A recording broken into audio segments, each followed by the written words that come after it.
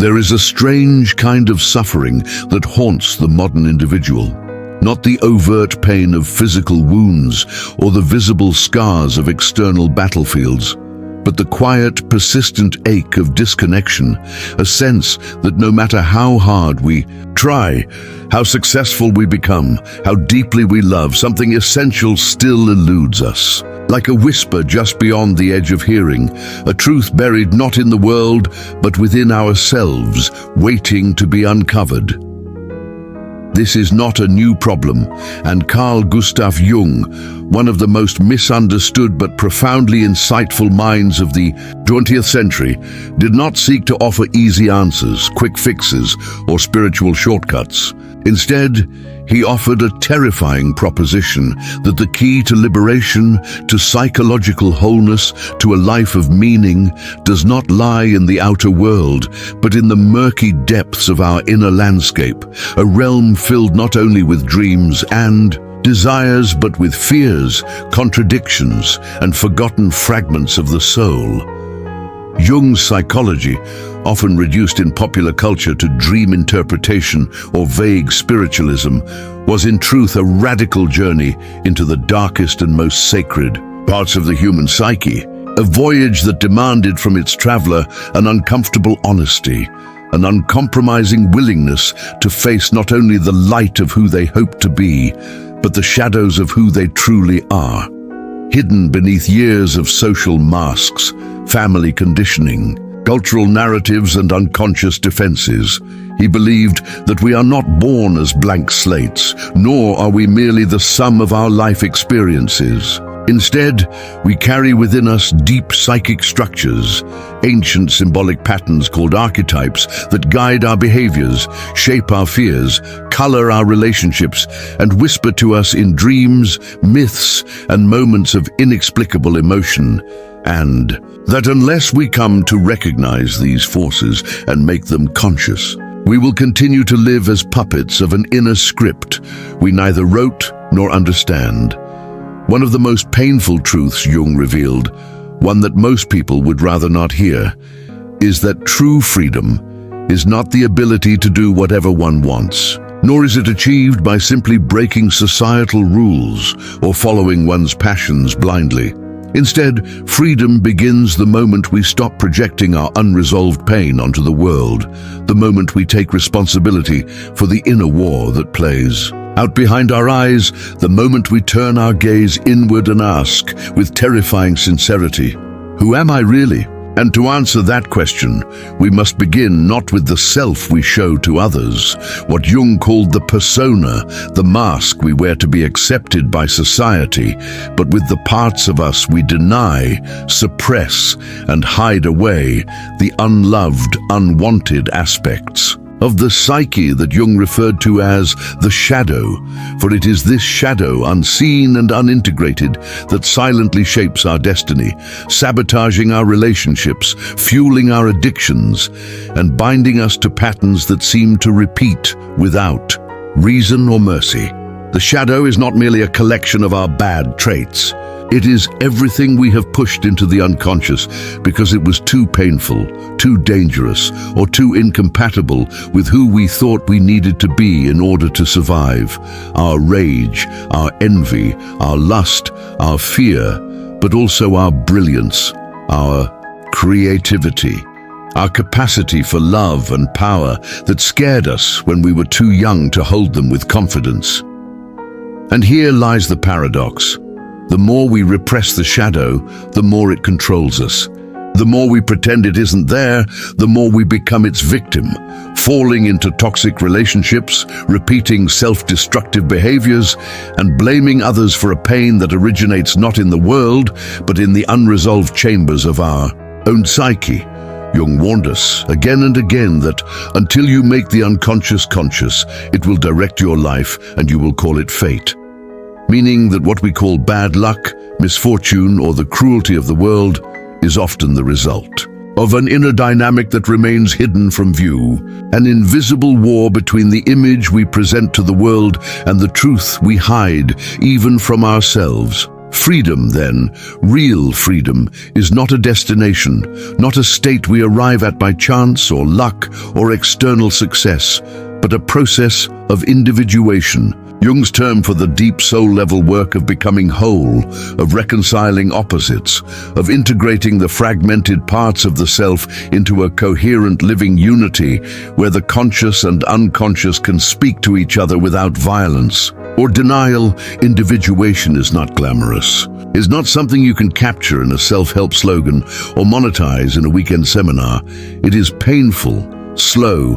humbling, and deeply personal, because it requires you to strip away everything false,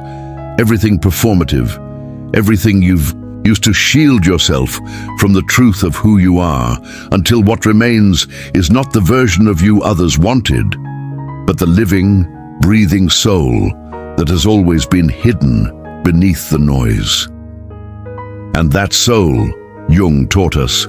does not speak in words, in rational arguments, or in linear logic. It speaks in symbols, in images, in dreams, in gut feelings and synchronicities, which are moments of strange coincidence that seem to defy logic but resonate deeply within, as if the universe itself is speaking in a language only the heart can understand. Dreams, Jung believed, are not random or meaningless. They are messages from the unconscious, attempts to restore balance in the psyche, to compensate for what the conscious mind refuses to see or feel or admit. And if we learn to pay attention to them, not to interpret them literally, but to feel into their symbolic meanings, we can begin to navigate the terrain of the soul, to decode the hidden messages that our deeper self has been sending us all along. But most of us never learn this language, not because it is too complex, but because it is too honest, too raw, too revealing. Because to listen to the soul is to confront our own illusions, to face the ways we've lied to ourselves, betrayed our own needs, and ignored the quiet inner voice that knew the truth all along, but was drowned out by the noise of fear, conformity, and distraction. And this is perhaps Jung's most radical message, that healing is not about becoming someone else. It is not about fixing yourself to fit into a broken world, but about remembering who you truly are, beneath all the masks, beneath all the conditioning, beneath all the unconscious patterns that have kept you trapped in stories that are not yours. He understood long before it became fashionable to talk about trauma that the human being is not simply a rational machine reacting to stimuli, but a soul in exile. A fragmented self yearning to return home, not to a place in the world, but to a sense of inner wholeness, a psychological and spiritual integrity where we are no longer divided against ourselves. And what prevents us from coming home is not the world, not other people, not even our traumas, but our own unwillingness to look within, to listen to what the pain is trying to teach us, to walk through the darkness of the psyche without flinching, and to accept that the monsters we fear outside are reflections of the dragons we have refused to face within. Jung was not a guru, not a prophet, not a spiritual leader promising salvation. He was a scientist of the soul, a man who dared to enter the deepest caverns of the human psyche and return with maps, not to lead us, but to remind us that the path is already within us, that the answers we seek are buried in the very places we are most afraid to look. And so, if you truly wish to be free, free from your patterns, free from your suffering, free from the invisible forces that shape your life without your consent, you must first understand this, that the prison is inside you, but so is the key, and that Carl Jung's work is not a philosophy to be admired, but a challenge to be accepted. A mirror held up to your soul, asking again and again, are you willing to see? Are you ready to know? Because once you do, once you truly see the shadow, hear the soul, understand the symbols, and embrace the mystery, you will never be the same, not because you've changed, but because for the first time, you have come home to yourself, whole, awake, and finally, free. And yet even with this awakening, this sudden breath-catching realization that you are both the architect and the prisoner of your own psychological labyrinth, there comes a moment of profound resistance, a spiritual recoil that emerges not from ignorance, but from a deep unconscious knowing that if you choose to see the truth in its totality, if you dare to lift the veil that conceals the architecture of your suffering, then the illusion of safety, the comfortable numbness of habit, and the ego's fragile sense of control must inevitably collapse, leaving you exposed not to danger, but to the unbearable responsibility of freedom. Because freedom, in Jung's understanding, is not the euphoric release we often fantasize about. It is not the final chapter of a heroic journey, nor the blissful reward for spiritual obedience. It is a grave and ongoing task, a lifelong encounter with the unknown parts of the self, an existential burden that demands we no longer outsource our pain, no longer blame the world for what our own unconscious has crafted, and no longer retreat into the familiar walls of denial that once protected us, but now suffocate our growth. To truly integrate Jung's teachings is to enter into a sacred contract with your own soul, one that requires you to become both alchemist and experiment, both healer and patient. For the process of individuation is not about erasing wounds or polishing the self into a socially acceptable gem. It is about holding the opposites, the contradictions, the paradoxes of being human in a single, trembling awareness that refuses to simplify what is complex or abandon what is inconvenient simply because it does not fit within the narrow confines of your conscious identity. And in this sacred work,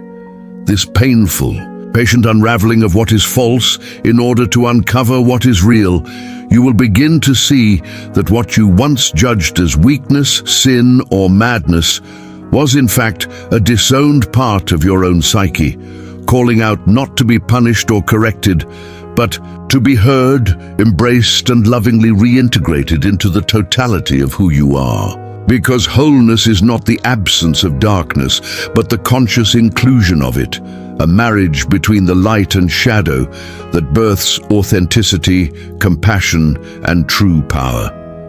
Jung knew that the human psyche, like the universe itself, is not linear or mechanical but symbolic, alive and unfolding in spirals of meaning, and that the symbols we encounter, whether in dreams, myths, art, or spontaneous insights, are not decorations of the mind, but keys to the soul, encrypted messages from the deeper self that bypass the intellect and speak directly to the heart, guiding us not toward answers, but toward alignment with a truth that is too vast to be reduced to language. He did not ask us to believe in symbols as magical objects or to worship archetypes as literal gods. Rather, he urged us to respect them as psychic realities, as expressions of timeless human experiences that dwell within all of us, and to realize that when we ignore them, when we dismiss our dreams, when we scoff at synchronicity, when we cling only to reason, we cut ourselves off from the very forces that can guide us toward healing, purpose, and transformation. And perhaps the most uncomfortable truth that emerges from Jung's work, the truth most of us would rather run from than sit with, is that suffering is not always a mistake or a punishment. It is often a necessary signal, a psychic eruption that occurs when we have strayed too far from the path of our own becoming, when we have betrayed the inner voice for too long, and when the soul, in its infinite wisdom, begins to speak through symptoms, depression, anxiety, compulsions, or chaos, not to destroy us, but to wake us from the trance of inauthenticity. This is why Jung believed the goal is not to eliminate suffering entirely, an impossible and inhuman pursuit, but to suffer consciously, to bring meaning into the suffering, to listen for the message beneath the pain. and to allow that message to reshape our lives, not into a fantasy of perfection, but into a living expression of truth, however raw or unfinished that truth may be. And in this, there is hope. Not the hollow optimism of denial or false positivity, but a deep, soul-anchored hope that comes from knowing that no matter how lost you feel, no matter how broken or fragmented your life appears, there is a path forward, not through escape or avoidance, but through the courageous descent into your own inner world, where you will find not only your wounds, but the very medicine you've been seeking. Because within the shadow you fear lies the strength you've disowned. Within the trauma you carry lies the wisdom you were born to transmit. Within the silence you avoid lies the voice of your soul, waiting not for perfection, but for presence, for your willingness to stay, to witness, to feel without turning away. And so when Jung said that one does not become enlightened by imagining figures of light, but by making the darkness conscious, he was not condemning hope or beauty or transcendence. He was simply reminding us that the journey to the light must pass through the dark, and that the more we try to bypass the pain, the more we remain enslaved by it,